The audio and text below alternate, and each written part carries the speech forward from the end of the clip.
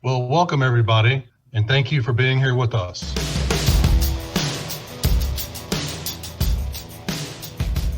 You're just trying to push one another and just create a sense and an urgency on a day-to-day basis. And hopefully the rookies, when they walk in the building, will understand this is a new chapter and the expectation that nobody's on scholarship anymore. So this is a responsibility and the job that you have.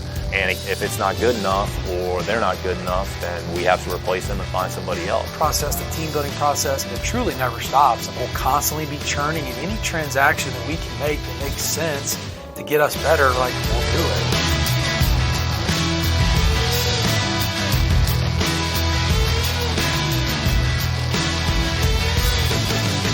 And welcome to another episode of the Turn Up For What podcast, talking your Houston Texans straight from the Great British Isles. And we're back with just a quick solo express edition this week, as we're 100 days from football right now as we hit June the 1st. It's post June the 1st cuts. Is something coming with Deshaun?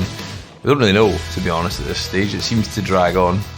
The legal issues continue to circle around this team as they play at OTAs slightly longer than a lot of what the league would probably deem the player-friendly coaching staff. They've cut their OTAs. The Colts in particular are gone for this off-season.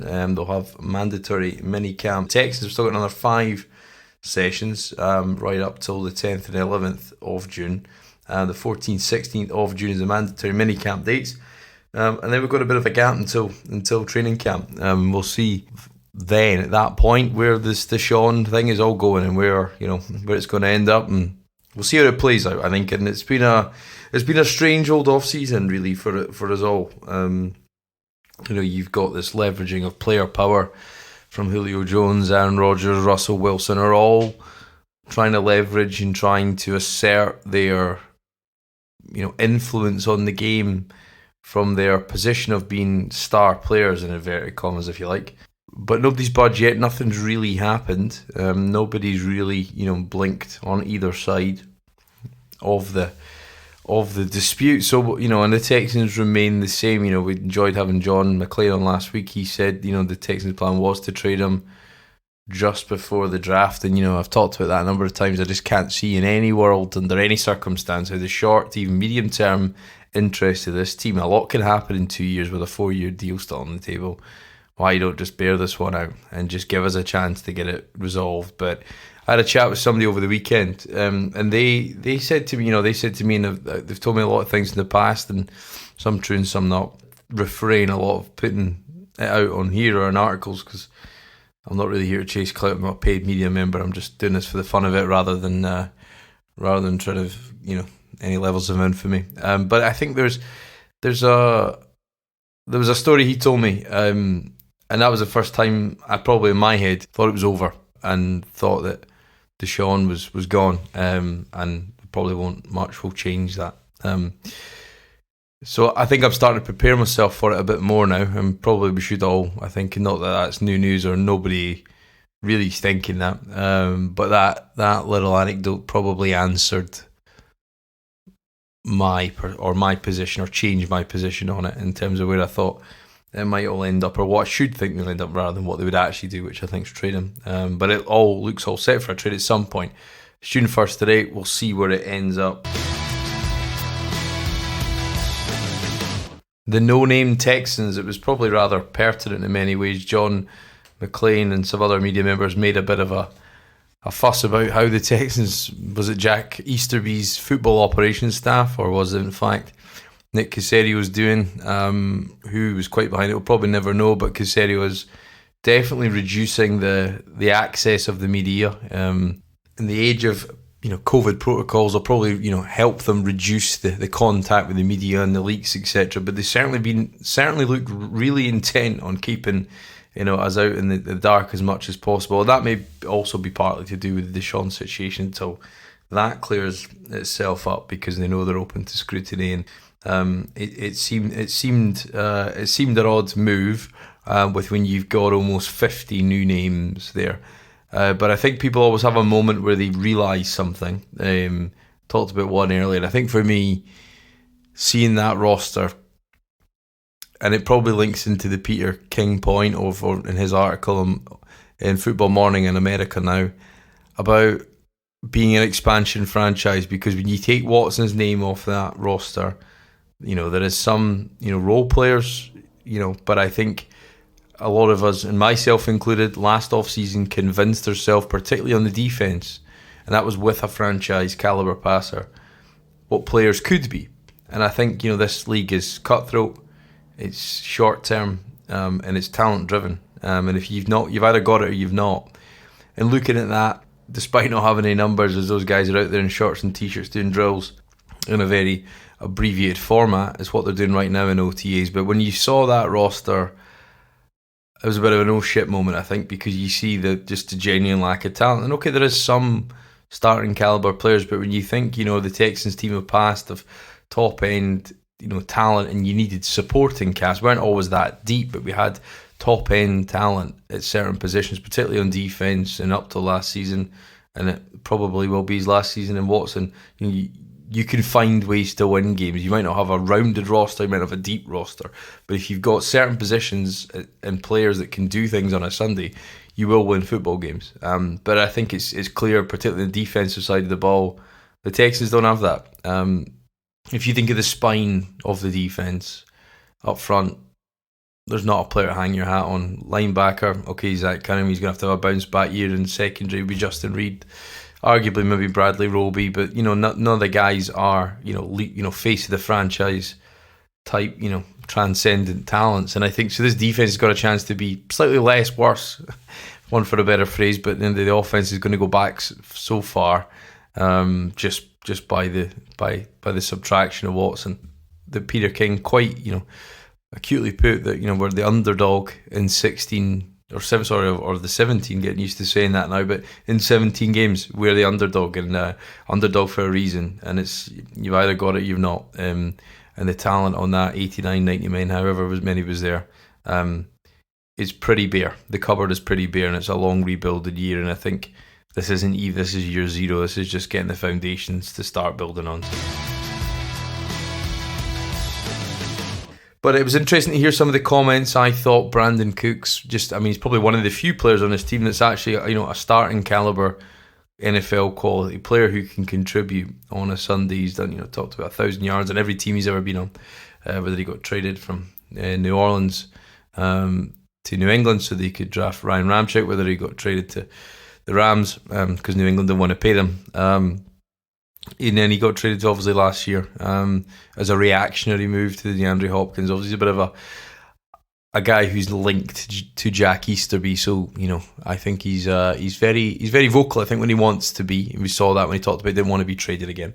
So I thought a couple of the comments of him you can actually look into, because a lot of the guys will just give you the generic Bill O'Brien school type generic comments, the rhetoric, just want to be a better teammate. But Brandon Cooks does. I think he only answers questions quite truthfully when he gets asked that, and I thought it was interesting. His comments about Nico Collins probably confirmed some of the hopes and the aspirations that many have got from him. He said he doesn't look like a rookie, so that was a real positive. And also his comments, okay, a bit of a cliche in terms of the Stanford, smarts, intellect, whatever you want to call it, of Davis Mills, but he said the kid can sling it, and I think you take that as a small hope that.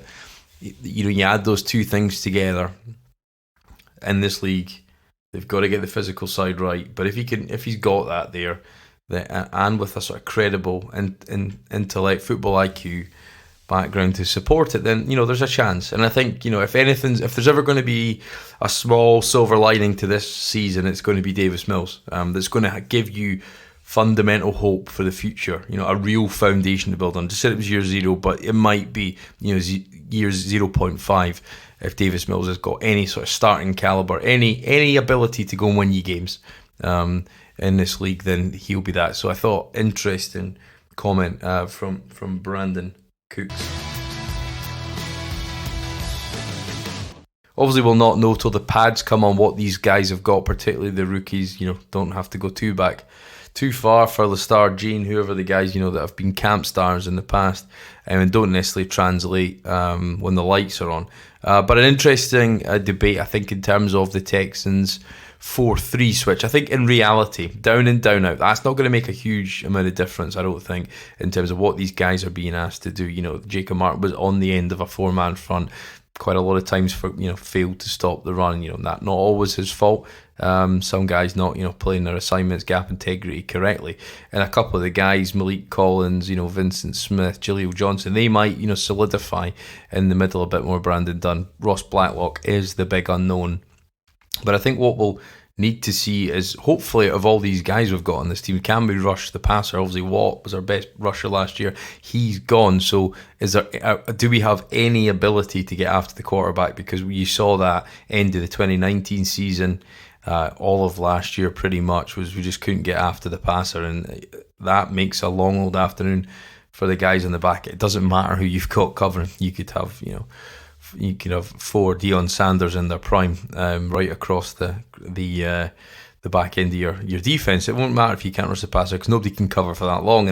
And Whitney Mercilus obviously thinks he can transfer to a 4-3, but again, I don't think what he's been asked to do be a huge amount versus 2019. Obviously, a bit of a transition from 2020 rather than 2019. But Whitney Mercilus, depends where he is physically, and did he recover? Was it COVID? Was it just his legs going? Has he found a way to regenerate his muscles, his body on a weekly basis? Time will tell on that, but you can't really hold out any hope for him.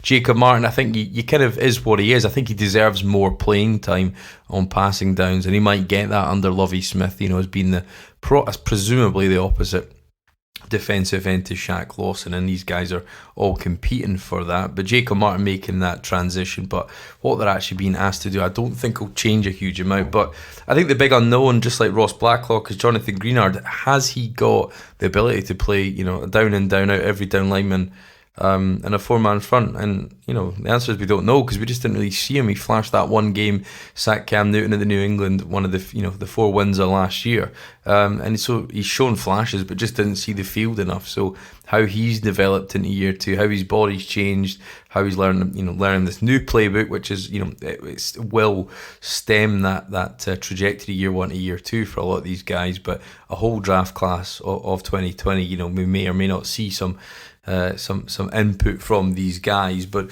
then you've got Jordan Jenkins as well, who's I think is a wild card. You've got the element of he was let go by the Jets, so equally, if not similarly, a talent deficient roster, just in a similar vein to ourselves. But he does have versus DeMarcus Walker, he's definitely got sacks on tape where he wins with quality play, whereas DeMarcus Walker, I think if you look at all these sacks, they're all just kind of free rushers, misses, coverage sacks, etc. So there's a huge competition just for those outside edge rusher spots. You only have 2 or 3 on the field at one time, but it just probably goes to the competition. But I think there will be some, and a lot's made of the competition quote, and there's a lot of guys here, you struggle to name them all, and some will come back to you at other points when you're thinking about certain position battles and throughout camp. But it's going to be difficult for them to really truly find the best guys for the job when you're in a suppressed number of snaps that you have with the latest collective bargain agreement. But there is, it will be interesting to see who makes this roster. But I don't blame you if you're going to try and just wait till you see the 53 man cut down, and then take it from there to learn these guys' names until the pads are put on in training camp. But of any of the positions, the edge rushers have got some good tackles to go against and get a true barometer of that. So if there's any one position we could maybe find guys that can contribute, you'll probably get the best test against the tackles, because we're pretty deep at that position, with Rod Johnson being a great swing tackle. You got Charlie Heck, you got signing Gary and Christian Sr., who was released by the Washington football team. I think he was a guy who was a project coming out of Louisville. Again, interesting potential upside, but seems like certainly Caserio is willing to churn the roster to a degree that will probably outweigh some quality, I think. And when you see in the fact today, it's reported certainly right now at the time of recording that they've signed Rex Burkhead, or agreed to terms of that, and I think you saw that with Driscoll coming in last week. They continue to churn, and I think sometimes it's hard to question why so much churn is necessary when you have 60% almost of your roster, or perhaps it'll be around that figure by the time we get to training camp, will be completely new faces, and how you coach that and how you organise that to be even, despite your talent deficiencies, to be fundamentally sound and play good football is going to be a real challenge for this coaching staff. We can't shy away from that.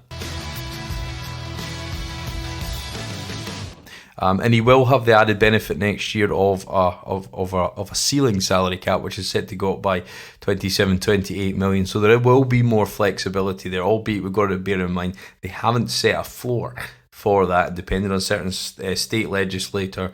What'll actually happen with capacity in stadiums will be the big driver of where that floor falls to. But certainly they've got an upward ceiling of somewhere to the 27-28 million jump up versus this year, where it dropped to circa 200 million on the cap for this year. But interesting camp battles to come, and I'm sure there'll be many more. In terms of the churn, and obviously these two lieutenants who have been kind of working through Caserio on the player, pro and college personnel side of it since he's been here, Matt Bazirgan and James Lipford, they've both been promoted by the looks of it from the clips at the start from the Texans video that they put out, Rebuilding the Texans, episode 4 that came out. Pretty cringy, trying to probably flog a dead horse to a degree, but the team have got a job to do and you feel for those guys. But Bazirgan and Lipford, nothing to do with these guys' ability, but we've just come out a draft of predominantly picks where the coaching staff's previous links and guys they've worked with have been relied on more than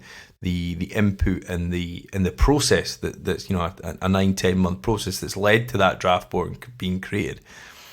It kind of seems a bit counterintuitive in many senses, and I heard Dimitrov talking with Albert Breer last week and talking about how you only get one chance, and he's determined to flip that narrative, and he's doing a lot of personal development. Caserio's one of 16 GMs he's spoken with, and he's making a bit of a film production out of it, just about the leadership and about the business in general, and a former Patriot guy, just as James Lipford is, so probably less of a shock he's still here. But you only get one chance at this, and actually if the job and the description and probably the task that faces Caserio now is very, very different to what he thought lay ahead of him when he took the job.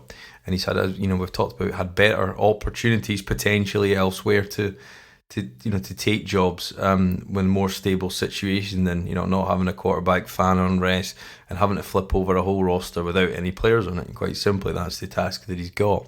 So you thought he might take the opportunity to really redevelop the front office as well, but it doesn't seem like he's going to do that, which is quite interesting. But it's certainly counterintuitive versus his actions. To reward two guys who were the senior managers of a process they effectively showed he didn't trust by drafting players through coaching links or over relying on that. He either didn't just trust the process, that may not be a reflection of his team in more of a COVID year, and maybe they've overvalued or they've stocked that ide. And what I do think Caserio will be considering his route into it. I think he will give a lot of young guys and a lot of area scouts and young coaches jobs on this staff, because that's the way he got ahead in this game, and that's how he's in the position he is now. So I do think you'll see that from the bottom end, but certainly from a senior management strategic end of it, he's not overly adjusting his front office, as it will seem. And how many picks they will have to know, we might find out in the next couple of days, the next couple of weeks, if any Watson movement comes about. But listening to some of the legal experts out there, I probably didn't appreciate the huge number of hours. He could be facing up to 50 hours of deposition pre-trial. That's excluding the criminal trial. And obviously the criminal trial and the civil case are on very different paths, in the hands of different people. One's with obviously Busby, and other ones are with local authorities. So I don't think, it would certainly seem unlikely that anything will be resolved, and we'll have this continue to hang over us as we get through this off season. But certainly it feels like football's getting a little bit closer as we're at the 100-day count right now on June the 1st. But thanks very much for listening. Just a quick express solo edition this week. We'll hopefully be back in the next couple of weeks with some guest lineup to help you get through this off season. If you've not already, please subscribe, please review and rate the podcast. Really helps other people find us, and if you could share it on social media, please do. Thanks very much again for listening. You can check us out at podcasttexans.com on Facebook, on Twitter and on Instagram. Thanks again.